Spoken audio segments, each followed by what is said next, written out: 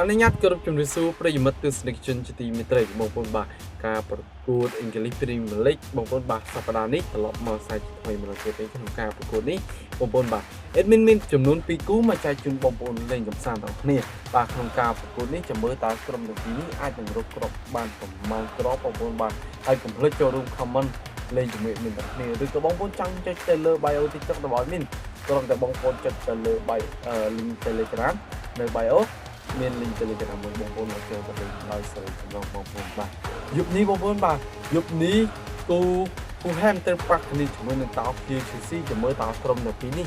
អាចនឹងរកគ្រាប់បានប្រមាណគ្រាប់ហើយគូទី2បាទគូទី2Mayfield Man City ទៅប៉ះគ្នាជាមួយនឹង Brighton ចាំមើលតើក្រុមទាំងពីរនេះអាចនឹងរកបាទមានភាគរយឈ្នះច្រើនអត់បាទឬក៏ over ទាំងពីរគូក៏បានបាទហើយ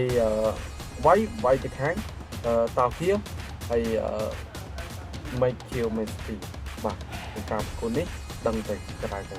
កុំភ្លេចវិនិយោគជាមួយមានតគ្នាក្នុងការប្រកួតនេះកុំភ្លេចចូលរួមទីទីបាទលទ្ធផលនៅក្នុងវីដេអូនេះអរគុណច្រើនសម្រាប់ជួបគ្នានៅវីដេអូក្រោយ